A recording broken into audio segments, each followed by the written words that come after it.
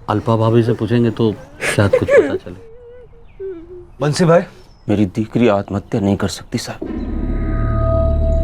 शा माटे करती वो आत्महत्या? बंसी भाई, आपकी बेटी की लाश पेड़ से लटकी हुई मिली। उसको कोई कमी नहीं थी साहब, बहुत खुश थी, सभी लड़कियों की तरह थी मेरी नैना। तो वो आत्महत्या क्यों करती साहब? सिर्फ 16 साल की तो थी। लाकड़ा लेने गई थी साहब, आत्महत्या का तो सवाल ही नहीं होता। नैना ने आपसे कुछ कहा था? किसी बात को लेकर परेशान थी वो? हम लोग गरीब जरूर है साहब, पर इज्जत की जिंदगी जीते, मुश्किलों के सामने घुटने नहीं टेक देते। मैं दावे के साथ कहती हूँ, मेरी नैना आत्महत्या कर ही नहीं सकती। उसका खून हुआ है साहब, मार डाला है उसे। आपका मतलब है कि आपकी बेटी को मारने के बाद पेड़ से लटकाया गया? वो मुझे नहीं पता साहब, लेकिन मुझे इतना पता है कि मेरी बेटी बहुत बहादुर थी, वो आत्महत्या नहीं कर सकती साहब। तमने कोई पर शंका है? वही तीनों लफंगे और साहब ने तो बद्दू खबर छे। कौन तीन? पड़ोस में रहे छे साहब। हितेश मिस्त्री का बेटा वरुण मिस्त्री, अतुल मिस्त्री, उसके चाचा का लड़का वो चंदन मिस्त्री। हाँ सर, 3-4 महीने पहले इन्होंने एनसी दर्ज करवाई थी इन तीनों के खिलाफ। क्यों? नैना को छेड़ते थे वो तीनों। उठो, अब भी उठो। मेरा दिखरा ऐसा कर ही नहीं सकता साहब यकीन मुझे पता भी नहीं था कल शाम नैना कहाँ थी। साहब हमने कुछ नहीं किया साहब। साहब हमने कुछ नहीं किया। मैंने कहा था इन लोगों से, 3 महीने पहले कहा था सुधर जाओ, ये तो बहुत डंडे पड़े। क्यों कोच साहब, मैंने तो कमरे नहीं सी साहब। ये तीनों नैना को छेड़ते थे, इनके खिलाफ एनसी दर्ज हुई और तुम लोगों को पता तक नहीं है। ऐसे परवरिश करते अपने लड़कों की। मेरा छोकरा बेकसूर है, उसने कुछ नहीं किया है, वो बेकसूर है। साहब छोड़ दो, साहब छोड़ दो।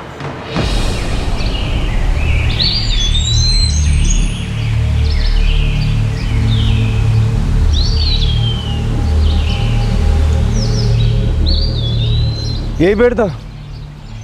हाँ, जीवराज भाई सौ पेला जो दुपट्टे से लटकी हुई थी, हम सबने मिलकर नीचे उतारा।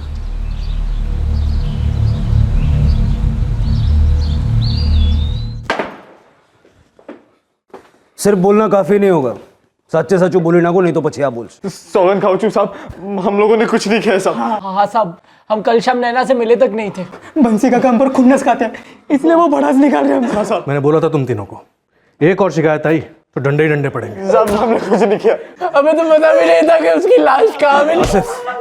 बेटा रुकने नहीं चाहिए, इनको समझ आना चाहिए कि किसी लड़की को छेड़ना और फिर उसकी जान लेना, उसको मार डालना, ये नहीं चलेगा, बिल्कुल नहीं चलेगा।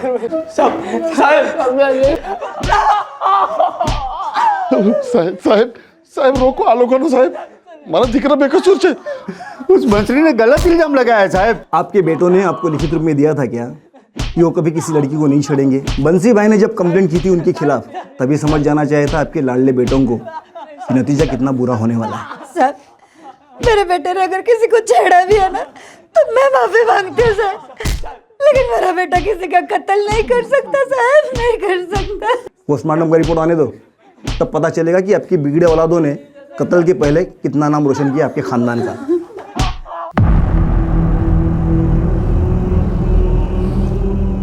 बंसी भाई, उन्हें उनके किए की सजा मिलेगी जरूर। उससे क्या होगा गोविंद, हमारी नैना पाछी तक नहीं आवे ने। बा, नैना दीदी कह रही गई थी शाम को चूल्हा में लाकड़ा खत्म થઈ गया था। मैंने कहा नैना जल्दी से जाके लाकड़ा लेके आ। मुझे थोड़ी खबर थी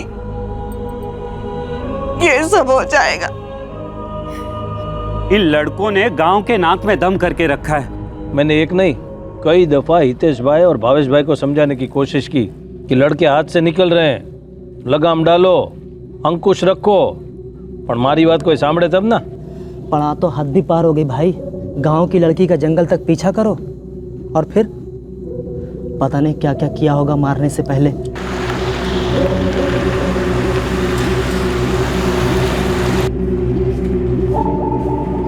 चौंकाने वाली पोस्टमार्टम रिपोर्ट ने इस केस को एक नया रुख दे दिया। यह साबित हो गया कि यह सुसाइड का केस तो कतई नहीं है, नैना के पिता बंसी का आरोप सही साबित हुआ कि नैना का कत्ल किया गया है। पोस्टमार्टम रिपोर्ट में कत्ल से पहले सेक्सुअल एक्टिविटी का जिक्र था और इस सब की वजह से वरुण, अतुल और चंदन मिस्त्री पर शक का रंग और गाढ़ा हो गया। ये सब हुआ मेरी नैना के साथ। वो लोग छूटेंगे नहीं बंसी भाई, छोड़ेंगे नहीं हम उन्हें। आपने उन्हें छोड़ दिया था साहब। मैं आया था आपके पास, विनती करी हती गिरफ्तार करो उन सालों को।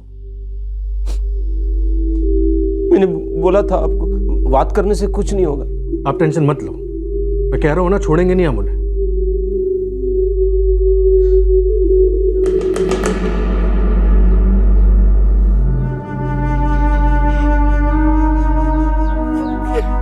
ગોવિંદભાઈ, મને પહેલાથી લાગતું હતું કે ઉન કમીનોને उस बेचारी के साथ कुछ उल्टा सीधा किया होगा। मैं उन्हें सजा तो दिलवा के रहूंगा। તમે ડરો નહીં બંસીભાઈ, પૂરું ગામ તમારી સાથે છે, પૂરા ગામ।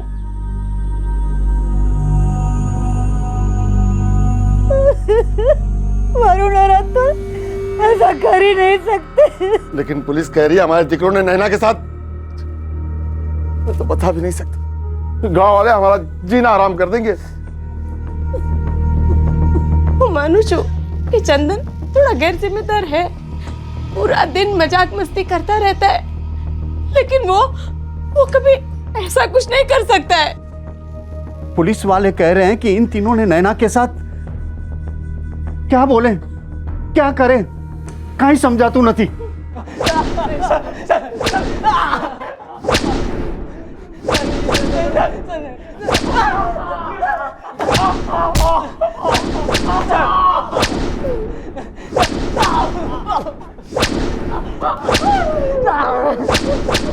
हमने कुछ नहीं किया साहब। आगे तुम तीनों को कुछ करने लायक नहीं छोड़ेंगे, इसलिए सीधा सीधा बता दो रेप किसने किया था। जल्दी बोलो।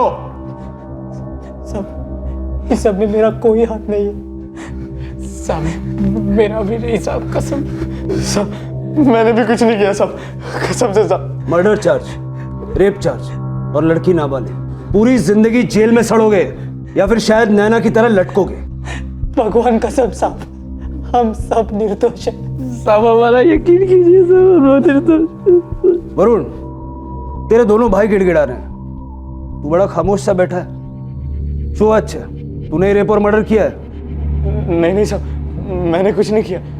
लड़की के प्राइवेट पार्ट से वीर्य के ट्रेसेस मिले। आसिफ, इन तीनों के सैंपल्स लेबोरेटरी भिजवा। बहुत जल्द पता लग जाएगा कि इन तीनों में से कौन था वो जानवर, किसने क्या किया और कैसे किया।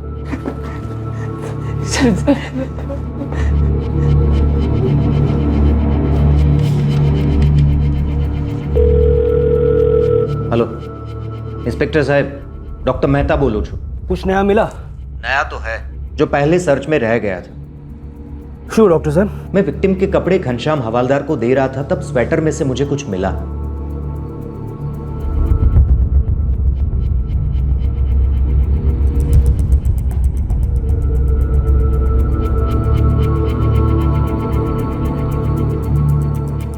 आशु जी, इसके स्वेटर के पॉकेट में था। ये नोट पहली बार हमें नहीं मिला था, क्योंकि हमने पहली बार उसके कपड़े चेक ही नहीं किए थे। क्या लिखा है नोट में? ये सुसाइड नोट मालूम होता है।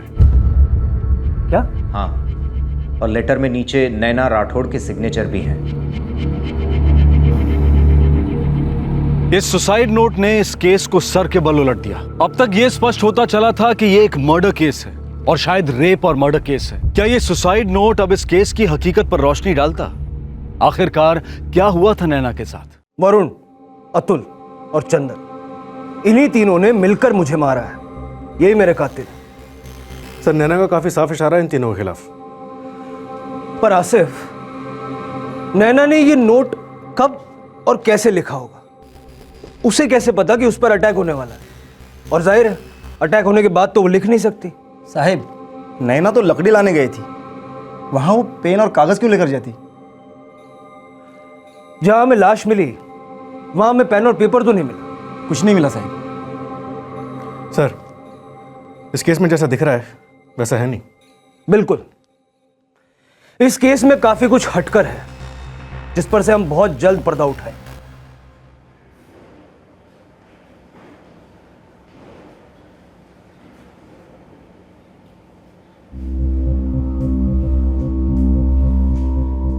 आसिफ, 21 जनवरी को नैना गायब हुई और उसकी मां का कहना है कि वो शाम को 6 बजे लकड़ी लेने के लिए गई थी। शाम को उसका बापू घर लौटता और देखता बेटी अभी तक वापस नहीं आई है और वो उसको ढूंढने के लिए निकल पड़ता है। फिर वो सारे गांव को इकट्ठा करता है और सब लोग उसको ढूंढने के लिए निकल पड़ते हैं। गांव के एक घर की तलाशी ली जाती है, ऐसा गांव वालों ने अपने बयान में बताया, जिसमें मिस्त्री परिवार के घर की भी तलाशी होती है। भावेश और हितेश मिस्त्री, जिनके बेटे हैं आरोपी वरुण, अतुल और चंदन।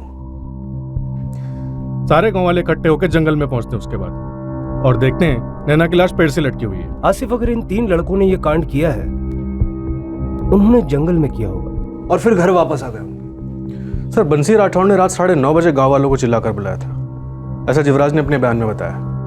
हे भाई, मेरी नैना को कहीं देखा क्या? अरे बंसी, शांत तो कब की खत्म हो गई, અત્યારે तो 9:30 बजने को आए। आसिफ, नैना ऐसी चिट्ठी कैसे लिख सकती है कि वरुण, अतुल और चंदन उसके हत्यारे हैं?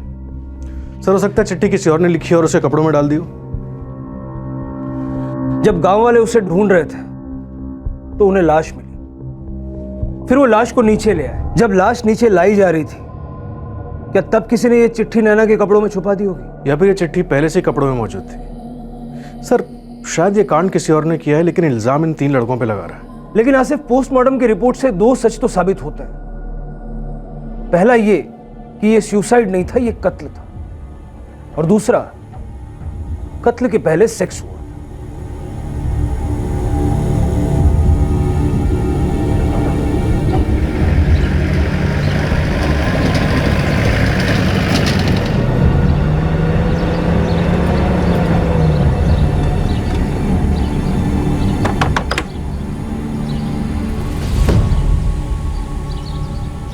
क्या हुआ साहब, कुछ पता चला?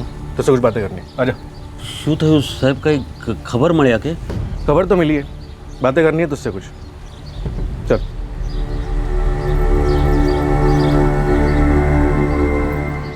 मैं कुछ समझा नहीं साहब। सीधो सवाल छे बंसी, गोविंद से तुम्हारी अच्छी बनती है?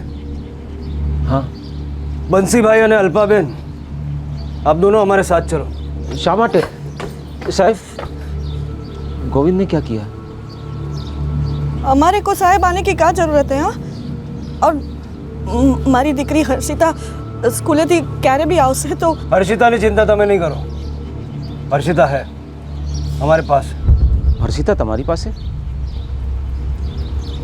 साहब, ये सब हो क्या रहा है? 2 घंटे पहले हमने हर्षिता को स्कूल से पिकअप किया। हर्षिता, आज आपको किस किस सब्जेक्ट में होमवर्क मिला? सब में सर, भूगोल, गणित, गुजराती, हिंदी। बैठो। बेटा, हमें आपके लेसन के बारे में कुछ जानकारी चाहिए, और 1 घंटे पहले हमने गोविंद को उठवाया। साफ साफ बोलो ना साहब। सब साफ हो जाएगा, चलो।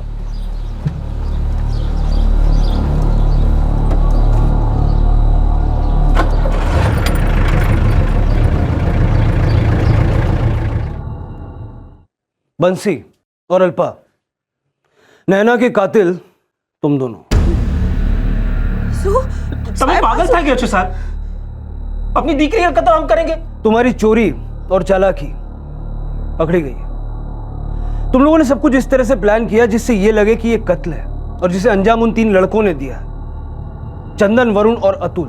लेकिन ये ढोंग कुछ ज्यादा ही कर दिया तुम दोनों ने। बच्ची के स्वेटर में एक चिट्ठी डाल दी। इतनी समझदारी दिखाने के बाद ये बेवकूफी कर दी। आंसू छे, इसमें लिखा है, वरुण, अतुल और चंदन, इन्हीं तीनों ने मिलकर मुझे मारा है, यही मेरे कातिल है। अब नैना तो ये चिट्ठी लिख नहीं सकती। ये भी कोई पूछवानी बात छे सर।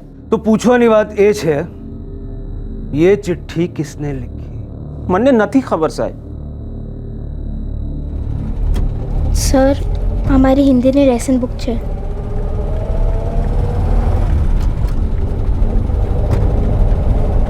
हर्षिता, आपकी हैंडराइटिंग वाकई बहुत अच्छी है। बंसी, ये चिट्ठी तुम्हारी छोटी बेटी हर्षिता ने लिखी थी, और पता है, उसी ने हमें तुम्हारे सबसे अच्छे दोस्त गोविंद तक भी पहुंचाया। हर्षिता, बेटा 21 जनवरी की रात को क्या हुआ था? मैंने नहीं खबर सर। बेटा ये हैंडराइटिंग आपकी है? हाँ सर, आ तो मैं જ લખું છે।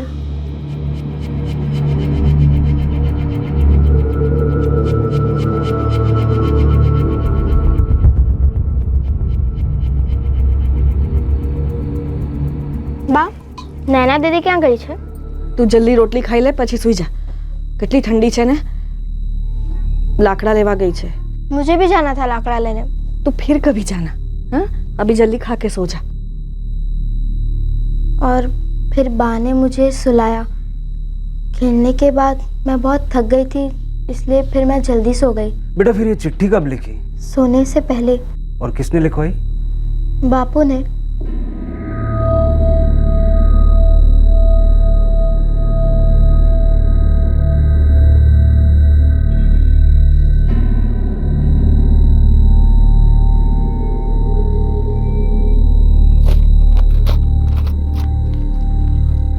सेने माटे बापू, मुझसे ये सब क्यों लिखवाया? हर सवाल का जवाब नहीं होता और तुझे सब कुछ जानने की जरूरत नहीं है। चल हमारा सुई जा। हाँ?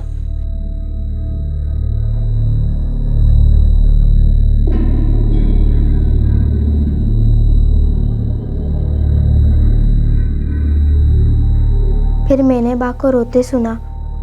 जब मैं बाहर आई तो बा ने कहा कि नैना दीदी अब तक लौटी नहीं। बा, सोती हूँ और बापू कहाँ है? तो सोई जा, जा सोई जा अंदर जा। थैंक यू बेटा। अब आप आंटी के साथ जाकर दूसरे कमरे में बैठिए, आपके लिए कुछ अच्छा सा नाश्ता भिजवाते हैं, ठीक है? हर्षिता गेली थे गे सर, मैंने उसे कुछ भी नहीं लिखाया। बस भी करो बंसी। हर्षिता से बात करने के बाद हमने गोविंद को उठाया और पिंजरे के डर से वो तोते की तरह पटपट सब बोल पड़ा।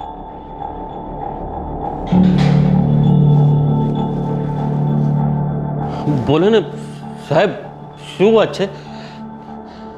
कोई कुछ बोल ही नहीं रहा है। कब से बंद करके रखा है यहाँ। पहले तो तू बताएगा कि 21 की शाम को क्या हुआ था। तू बोलेगा कि नैना कैसे मरी थी। साहब आपसे कोई भूल चूक हो गई साहब। साहब अच्छे को साहब, मैं तो नैना को ढूंढने में मदद कर रहा था साहब। सीधे सीधे बोलेगा या डंडा डाल के हलक से आवाज निकाले? अच्छे को साहब, वो मैंने खुद में कुछ नहीं किया साहब। किसने किया गोविंद? साहब सब सब सब पौने 6 बजे वो बंसी भाई साहब मेरे घर पे आए थे साहब।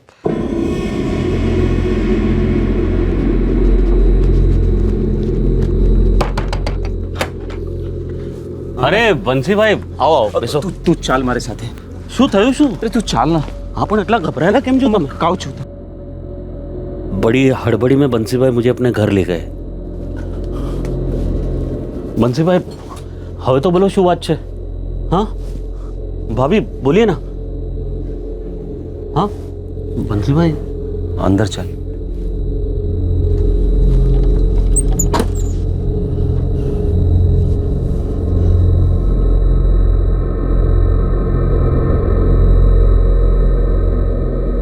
कौन सा? फिर वो हर्षिता सो गई ना, उनकी छोटी बेटी, तो रात को फिर मैं और वो बंसी भाई लाश को बाहर लेकर। बंसी दोस्त है मेरा साहब, और उसी ने अपनी बेटी को खत्म कर दिया। मैंने मदद की सिर्फ दोस्त बन के, और साहब वो बंसी का ही योजना थी कि ऐसा लगे कि वो खून वो तीनों ने किया साहब। और तुम्हारा प्लान फेल हो गया। अगर तुमने वो चिट्ठी नहीं लिखवाई होती ना तो हम लोग कुछ दिन इधर उधर भटकते, लेकिन आते तुम्हारे ही दरवाजे पर। ऐसा भी क्या हुआ था बंसी जो तुमने अपने ही खून की जान ले ली? अल्पा बहन चलो तुम्हें बोलो बोलो।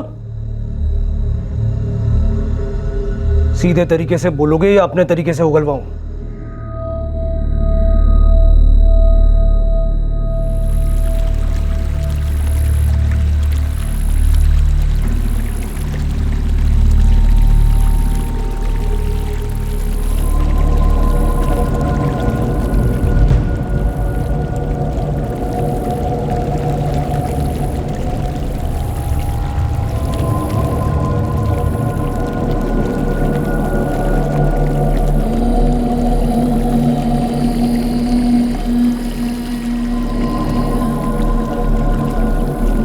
सिर्फ दुपट्टा नहीं उतारा था,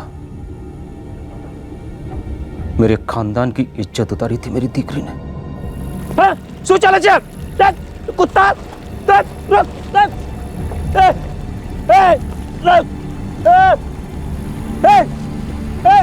रुक जा, उतरे।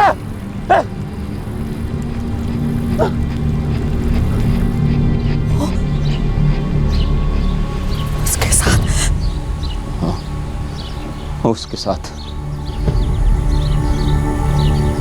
वो भी खुले में। मैं जो है हमने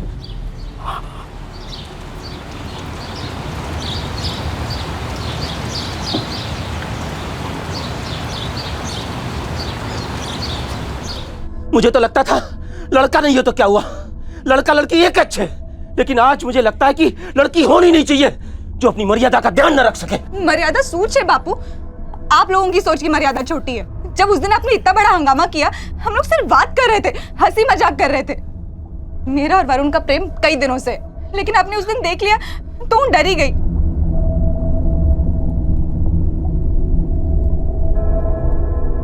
मैंने कुछ बोला नहीं, और वैसे भी आप कहाँ किसी से कुछ बोलने देते हैं। आपको तो बस वरुण पर गुस्सा है क्योंकि हमारा जोड़े बात करे छे, प्रेम करे छे। मैंने इसी दिन के लिए इसको हमने छूट दी थी, इसी दिन के लिए इसको पढ़ाने के सपने देखे थे हमने। कभी सोचा है नानी बहन जताई क्या असर पड़ेगा उस पर है? खुलेआम गांव में पेड़ के पीछे फिर बापू ने बदनसीबी थी, देखना पड़ा उन्हें ये सब। गांव के और लोगों ने देख लिया होता तो वरुण के साथ जो कर रही थी मैंने आमा कहीं खराब न दिला तू। जो आप लोग कर रहे हो ना वो गंदा है, और आज के बाद मुझे कभी रोकना मत। आप मारी जिंदगी छे, मुझे जैसे चाहिए मैं जीऊंगी।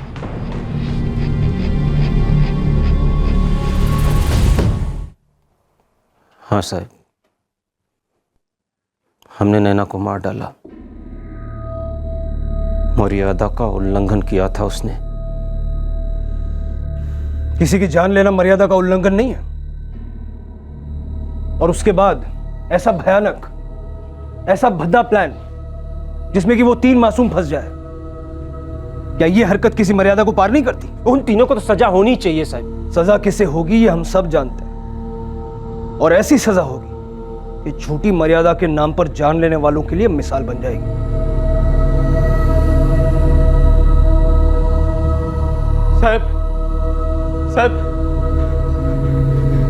साहब मैंने कुछ नहीं किया साहब मैंने कुछ नहीं किया साहब मैंने कुछ नहीं किया साहब।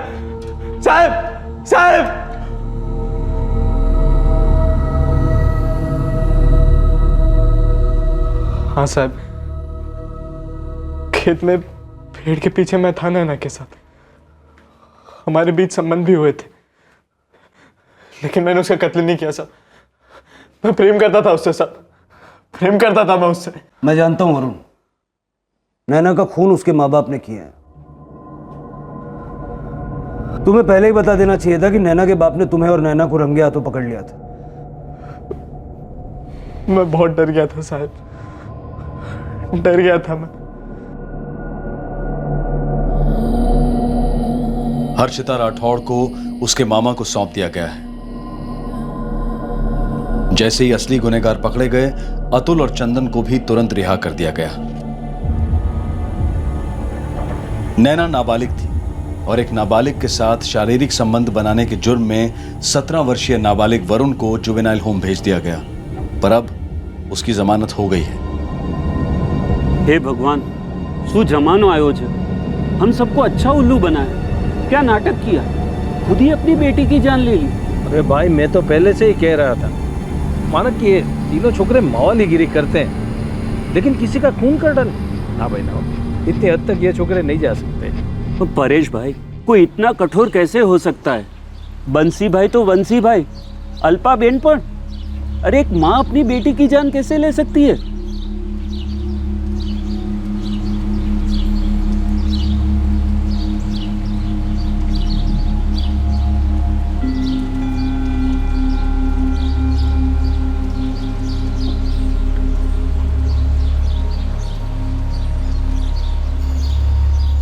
बंसी राठौड़, उसकी पत्नी अल्पा और बंसी के दोस्त गोविंद को आईपीसी की धारा 302 के तहत हत्या के लिए, धारा 177 के तहत झूठी इंफॉर्मेशन देने के लिए और धारा 201 के तहत सबूत मिटाने के लिए गिरफ्तार किया गया है।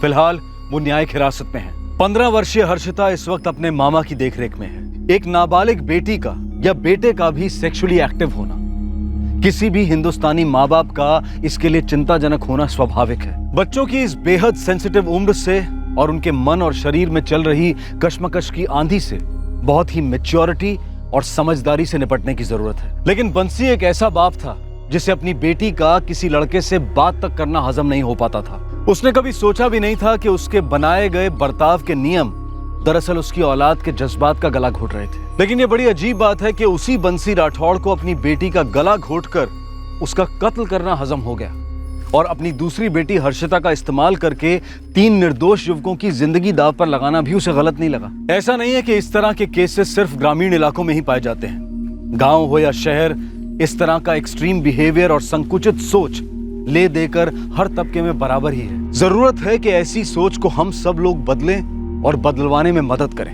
आपसे फिर मुलाकात होगी क्राइम पेट्रोल सतर्क में एक और नए केस के साथ। तब तक अपना ख्याल रखें, सुरक्षित रहें, स्वस्थ रहें और याद रखें, सही वक्त, सही कदम, सतर्क रहें। जय हिंद। इस तरह के और भी एपिसोड देखने के लिए हमारे चैनल को सब्सक्राइब करें और बेल आइकन दबाना ना भूलें।